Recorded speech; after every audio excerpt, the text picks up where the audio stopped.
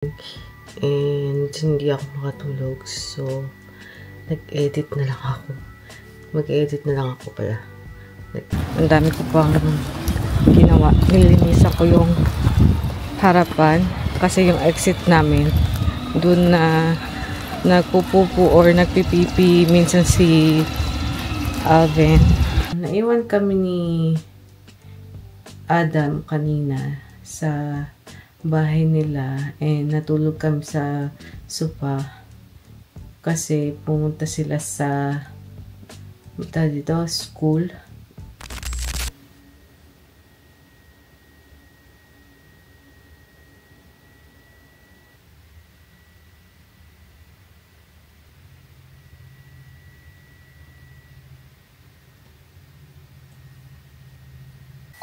Gandang umaga. Nagising ako ng 4 something and hindi ako makatulog. So, nag-edit na lang ako. Mag-edit na lang ako pala. Nag-edit na lang ako. Nagsisimula pala ako. Yeah, so, April 22, we're so behind. So, I need to edit lots of vlogs. May muta pa yata ako. Yeah. So, after na itong vlog na to, magta-transfer ako. And, na pala, nung kahapon, nakalimutan ko kung anong oras na kami naka-uwi. Siguro 8 something or 9. I can't remember. But the party was fun. And masayang-masaya ang nanay ko. And even the kids. So yeah, maybe, speaking of kids pala, maybe later ida-drop off nila or ni Kuya Archie pala si Sebastian, Ava and Amelia sa kila Chris. Nantok pa ako. Hindi ko alam kung ma-edit ko to. Yeah, so pupunta tayo mamaya kila Chris and tutulungan natin siya. But for now, I need to edit at least 2 vlogs. 2 vlogs. Ano pa sabi ko? 2 vlogs. Itong isang vlog na to. And then, magta-transfer tayo. And then, kung matagal pa at time nang pumunta kila Chris, yeah. Iwan ko lang nakabukas. And, pagdating ko,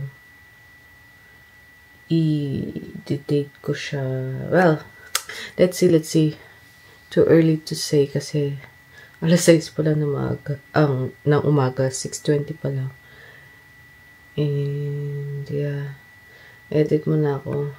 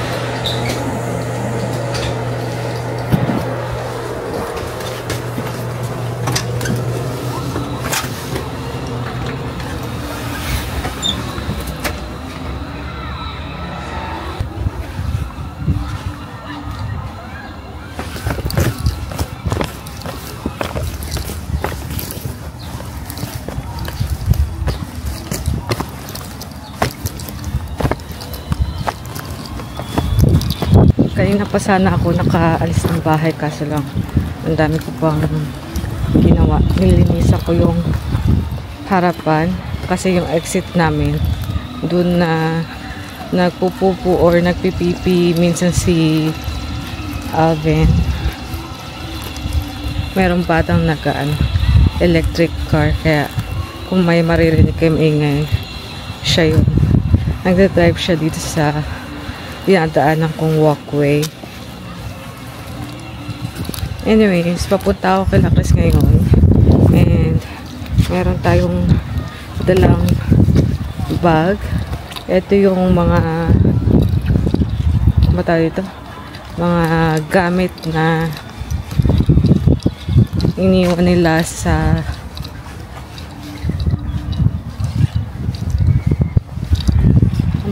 sa table namin or sa paper bag ko, kasi kailangan pa namin after the party, kaya nagpalagay sila sa gamit ko. Just got home. Maganda ba? Ayun ganyan yung gagamitin flower ni Christian, hydrangea. At yung vase from yesterday, nakasave siya ng 4. Yung 6, hiningi na ng mga tao. Pinamigay na namin. So, ayan. Ganito yung gagamitin niya sa binyag ni Adam sa June 1st. So, napapractice na siya since maraming naiwan nung birthday ni Mami yesterday. Hindi pa nga birthday, sa 6 pa, pero birthday celebration yesterday, I should say. Ayan. I'm so sleepy. Naiwan kami ni Adam kanina sa bahay nila, and natulog kami sa sofa kasi pumunta sila sa school. And ayun, naiwan kami dalawa ni Adam. Ewan ko kung sumunod yung tatay niya doon or what, but si Chris and Simon sinamahan si Jacob sa school. So yeah, pa-welcome nila. Meron silang loot bags na may lamang notepad, glue, school stuff, kunting stickers, colors, nakalimutan ko na iba. Ayun, guys. Ganun mga bagay. Mga small stuff for school. And, yeah, mukha naman siyang excited na pumasok. Pero sinasabi niya, ayaw niya pumasok. But let's see.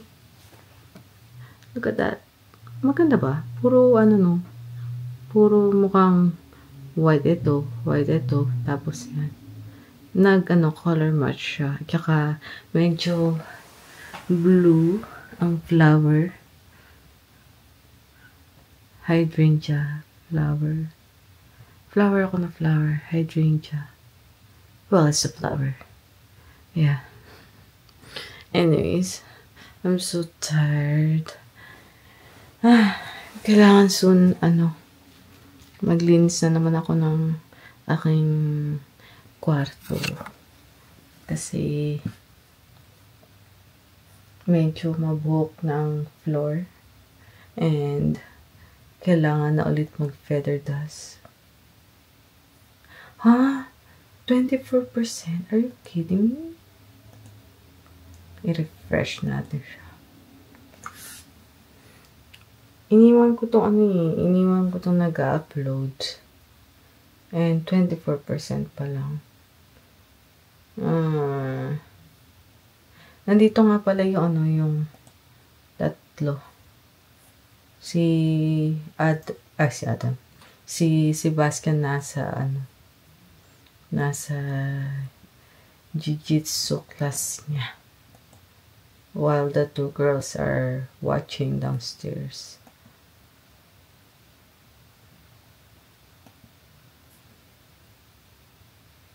7 hours. 7 hours na hindi pa rin. Nagpagal siguro yung internet.